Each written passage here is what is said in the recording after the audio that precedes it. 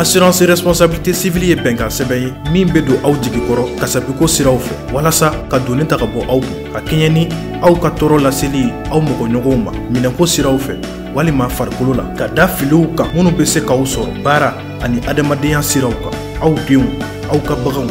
walima fɛn o fɛn n'o bɛ aw ka mara kɔnɔ. Assurance responsabilité civile professionnelle n'an k'o ma RC Pro o ni aw ka baara kelen-kelenna bɛɛ bɛ taa ni ɲɔgɔn ye. Bololabaarakɛlaw, diɲɛ magobatigiw, jagokɛlaw walima kɛnyɛrɛye baarakɛla fɛn o fɛn aw bɛ se ka tiɲɛni don mɔgɔ wɛrɛw kun k'a sɔrɔ an m'a dabɔ a kama. RC Pro de ye assurance ye min bɛ don aw jigi kɔrɔ k'aw ka baara kasaraw donni ta ka bɔ aw kun. Assurance lafiya de ɲɔgɔn tɛ RC Pro la ɲɛnɛmayali la aw ye.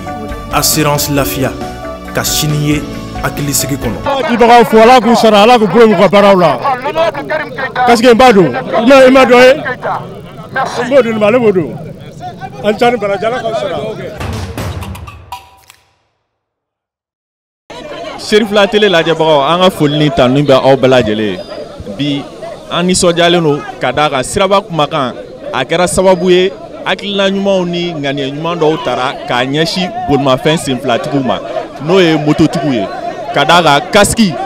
o doni nafaba de b'o la an ka bolimafɛn senfila bolilaw kan donc siraba kumakan kɛra sababu ye Karim Club des Amis Karim Keita olu ye a labɛn ka kasiki di belebele labɛn 3e arrondissement da la nɔ ka tɛmɛbagatɔw lajɔ ani ka ekɔlidenw ka kasiki d'u ma donc an hakili la nin bɛna kɛ sababu ye kasiki don bɛna caya a bɛ kɛ sababu ye mɔgɔ minnu fana bɛ nin ye olu fana bɛ nin hakilina ta ka kasiki di kɛ baaraw ye wagati bɛɛ walasa mɔgɔ caman moto senfilatigi caman ka kasiki sɔrɔ c'est vrai n'i ma dɛsɛ ka moto san i man ka dɛsɛ ka kasiki san nka ni a dir'i ma fana fu la o fana b'a donni teliya donc an bolo nin ye baara ye baara min ni a kan ka encourager ni mɔgɔ caman kan ka nin baara ninnu waleya walasa kasiki donna ka ca. Bon ne hakili la kasiki di nin nafaba de b'a la ka d'a kan ni mɔgɔ min y'a jateminɛ kɛ bi ne y'a fɔ cogo min ne ye 3e arrondissement policiso ɲɛmɔgɔ ye accident mun bɛ kɛ bibi na denmisɛnninw bɛ t'u ni la bi moto boli moto siraba kan kasara fɛ a mɔgɔ ka ca bibi na wa n'i y'a jama caman ye an balimakɛw ye an dɔgɔninw ni an denw de ye moto bolilaw bibi na Bamakɔ u bɛ moto boli cogo min na ɲɛmajɔ t'a la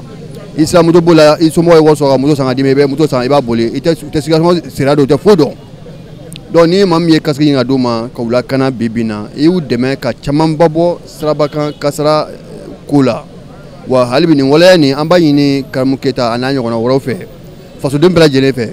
ni maa min bɛ lakana nin ye an dɔgɔninw don an denw don an balimaw de don u ka initiative ni ka ɲɔgɔn caman ta ka ɲɛsin denmisɛnninw ma cogo min na u bɛ se ka kisi sirabakan kasara ma cogo min na mais n b'a ɲini u fɛ a kana da kasiki di dama ma kasiki di kɔ tɛmɛnen kɔfɛ u ka formation kɛ associé nin ko ninnu na ka d'a kan ko caman bɛ kɛ bibi na circulation sariya a batobaliya a n'a dɔnbaliya a ko la donc n'u sera ka formation tugu denmisɛnninw na ka to k'u kalan code de la route la a bɛ se ka nin sababu ye ka se ka nin camanba bɔ nin ko na o kasiko tɛmɛnen kɔfɛ ka da o kan mun bɛna gɛrɛsɛgɛ nin kasiki na a ka yira o la k'a fɔ surtout kɛrɛnkɛrɛnnenya an balimamusow k'a fɔ ko n ye kunkolo dilan kunkolo cɛ ka ɲi n'i ye kasi dɔ la o b'a ɲagami o kana tɛ i kunkolo ɲagaminen ka fisa i yɛrɛ kasara kelen k'i sɔrɔ kasiki mana d'u ma u kana kasiki ta a kɛ sokɔnɔfɛn ye a bɛ dabɔ de k'a don o kama n'i bɛ bɔ ka moto boli ka taa dugu nɔ ou bien i bɛ taa fan ci la i ka kasiki d'u kun na gɛrɛgɛrɛmani sɔrɔ n'o ye kasara ye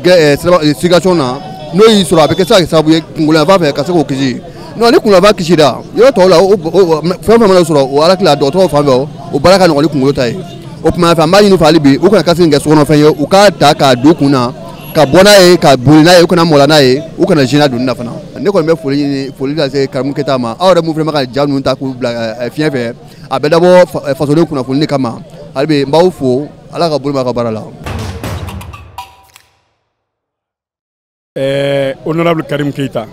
depuis 2013 fo bi san o san a b'a investi domaine dɔ la ɲinan mois de solidarité 2018 ɲinan circulation routière pour que ka denmisɛnninw ka sécurité assurée an ye dɛmɛ don écolisow la an ye dɛmɛ don dɔgɔtɔrɔsow la a ko maintenant ni a ka club de soutien k'u bɛ jɛ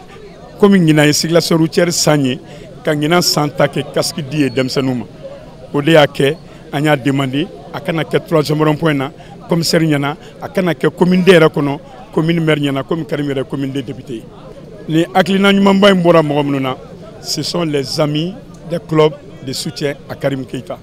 à leur tête le grand superviseur Mamadou Tougola o ni circulation routière mɔgɔw ye ɲɔgɔn ye ani association denmisɛnninw ye ɲɔgɔn ye u y'a demandé comme san o san bɛ kɛ fourniture ye san o san bɛ kɛ kit scolaire ye k'an ka ɲina san ta kɛ sécurité ye ka bila circulation routière kɔnɔ ka bila mois de solidarité kɔnɔ ka kɛ casque ye ka di denmisɛnninw ma mɔgɔ minnu bɛ casque in sɔrɔ olu k'an ka nin kɛ misali de ye ka lase mɔgɔ tɔw bɛɛ lajɛlen ma casque k'a don ka to ka yira mɔgɔ tɔw la k'a fɔ ko casque de bɛ mɔgɔninfin lakisi kuma bɛɛ n'i ye accident kɛ ala k'an kisi accident sɔrɔ ma.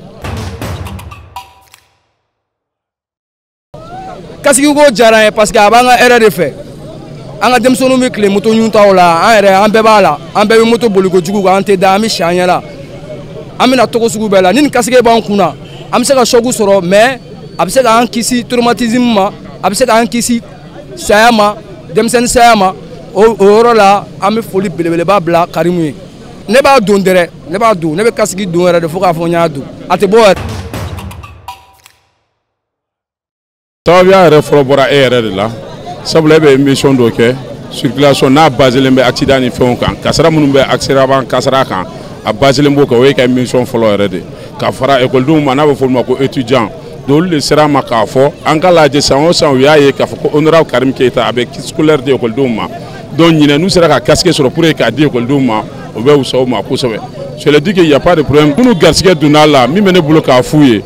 parce que casque m'a dit ma k'i k'a kɛ sous-parrain a m'a dit ma k'i k'a dulon moto la a dir'i ma k'i k'i yɛrɛ kisi fɛn dɔ de ma donc i kan k'a waleya k'a matarafa pour que n'i tɔɲɔgɔn fana ye a tɛ minnu bolo a nege bɛ se k'a don u la cogo u bɛ se k'a don u kun na donc min bɛ ne bolo k'a ɲɛf'u ye u kana casque kɛ sokɔnɔfɛn ye u k'a bila u kun na k'a fɔ fɛn dɔw don a bɛ se k'u kisi fɛn dɔw ma donc a nafa ka bon kosɛbɛ kuma laban ka honorable fo a ka baarakɛta la parce que n'i ko adamaden ma k'i ni ce i bɛ dɔ b'a ka ɲuman na parce que fɛn min don an bɛ ala deli hali bi a ka fɛn kɛ min nafa ka bon ni nin bɛɛ ye sabula commune de mɔgɔw de danaya ta k'a d'a kan donc a se fɛnɛ fɛn min ye a b'o k'o kɛ maliyɛn bɛɛ lajɛlen parce que mɔgɔ dɔw bɛ commune de kɔnɔ yan bi u ye casque sɔrɔ mais u tɛ si commune de kɔnɔ peut-être u bɛ région wɛrɛ la donc en un mot a y'a di maliyɛn bɛɛ lajɛlen de ma donc an b'a fɔ k'a waleɲuman dɔn a ka baarakɛta la. Ala fo k'ala tanu k'ala barikada ni casque ko min filɛ nin ye nin ye hakilina min ye hakilina ninnu ma daminɛ bi hakilina nin daminɛna a mɛnna parce que ka da mun kan an bɛ kalo min na bɛɛ lajɛlen b'a dɔn hinɛ kalo don ɲɔgɔn dɛmɛ kalo don o de la hukumu kɔnɔna la l'honorable Haji Karim Keita a y'a ŋaniya ka casque ta casque caman ka di an ka ekɔlidenw ma munna parce que n'i ye jateminɛ kɛ i b'a sɔrɔ an ka ekɔlidenw an ka denmisɛnninw a caman bɛ yen u bɛ taa moto de la ekɔli la donc an y'a ye k'a fɔ ɲinan kalo n'an b'a fɔ o ma ko ka hinɛ ɲɔgɔn na ka ɲɔgɔn jigi tugu o kalo mois de la solidarité o bɛnna ɲinan ta ma o kɛra casque ye pour que casque n'a bɛ ekɔlidenw kun na a bɛ se ka kɛ sababu ye vraiment ka ekɔlidenw lakanda k'u lakanda munna parce que accident mɔgɔ ka laɲini tɛ accident ye mais n'a ko a bɛ na n'a sɔrɔ casque b'i kun na a ka ca Ala fɛ i bɛ kisi mais ni casque t'i kun na a cɛ ka jugu n'o tɛ nin wale min filɛ nin ye nin ye san o san de ye koyi san o san nin bɛ kɛ wa ka ɲɛsin ekɔlidenw ma parce que an ka jamana jɔnsen fɔlɔ o ye ekɔlidenw de ye n'i ye denmisɛnninw kalan ka ɲa jamana ka jɛta a bɛ sabati n'o tɛ san o san an bɛ ekɔliso dɔ ta a bɛ taa cahier di ye a bɛ taa ordinateurs di ye a bɛ ekɔliden minɛnw di commune de a ekɔliso fantan naani bɛɛ lajɛlen na ne yɛrɛ ne bɛ se k'o sɛbɛntiya parce que n ye san caman ta participer n'i bɛ fɛ jamana ka taa ɲɛfɛ f'i ka jamana kɔnɔdenw lakanda donc olu lakandali o bɛ tɛmɛ casque ko in dɔ fɛ n'o ye casque don a ka ca Ala fɛ accident mana kɛ bon vraiment i bɛ kisi quoi c'est pourquoi ɲinan ta in a y'o kɛ casque ye nin min filɛ nin ye nin ye fɛn belebeleba de ye fɛn belebeleba don parce que a bɛ jamana ka ɲɛta ko fɔ ni i kɛra député ye i kɛra maire ye fɛn dɔw de bɛ yen nɔ olu wajibiyalen don i kan i ni ka sigida mɔgɔw cɛ i sigira yɔrɔ min mɔgɔ minnu jɛra k'i sigi k'u waleɲuman dɔn hakili la l'honorable Haji Karim Keita a bɛ baara min na baara ɲuman don an b'a fo foli cɛ ɲuman na yan k'a yirala k'a fɔ hali bi tɔba bɛ yen nɔ a ye belebeleba kɛ a bɛ ka belebeleba kɛ k'a ɲin'a fɛ a ka dɔ fara nin kan parce que nin ye ka jamana bɔ nɔgɔla ye mɔgɔ mɔgɔ bɛ jamana bɔ ɲɔgɔn la je crois que mɔgɔ kan k'i jigi da o kan quoi an bɛ se k'a fɔ Elhaji honorable Haji Karim Keita an jigi b'a kan population jigi b'a kan pour que a ka nin wale ninnu ka se ka dɔ fara o kan hali bi quoi min bɛ n bolo k'a ɲɛf'u ye o de ye n'i bɛ bolifɛn kan ka na casque bila i sen kɔrɔ ou bien k'i b'a don moto la a dikun kɛrin ba de pour que i k'a don i ka se ka lakanda i ka se k'a minɛ ka ɲa u ka casque nin u k'a minɛ ka ɲa u ka don u kun na fɛnɛ parce que i b'a don i yɛrɛ de i t'a dɔn mɔgɔ ye donc an b'o de ɲini u fɛ u k'a minɛ ka ɲa vraiment pour que u bɛ se ka kisi cogo min na. Lajɛbaaw bi an ka jɛmukan na an tun ye nin de sɔrɔ club des amis Karim Keita olu ye casque di labɛn komi n y'a ɲɛfɔ aw ɲɛna cogo min na casque di sababu bɔra an ka jɛmukan siraba kumakan de la an bolo o ye hakilina ɲuman ye o ye nisɔndiyako fana ye an bolo ka d'a kan a bɛna kɛ sababu ye mɔgɔ dɔw bɛ casque sɔrɔ k'u yɛrɛ lakana donc bi an tun bɛ yan o kɛnɛ de kan bi jɛmukan tun b'o de kan casque di mun labɛnna club des amis Karim Keita fɛ ka sababu kɛ an ka jɛmukan na o y'a ye an ye tagali minnu kɛ lycée la k'a sababuya k'o ye donc an ye nin de sɔrɔ bi hakɛto bɛ nin kan sali ala muhamadu. Assurance responsabilité civile ye bɛnkan sɛbɛn ye min bɛ don aw jigi kɔrɔ kasabiko siraw fɛ walasa ka donni ta ka bɔ aw kun ka kɛɲɛ ni aw ka tɔɔrɔ laseli aw mɔgɔɲɔgɔnw ma minɛko siraw fɛ walima farikolo la ka da filiw kan minnu bɛ se k'aw sɔrɔ baara ani adamadenya siraw kan aw denw aw ka baganw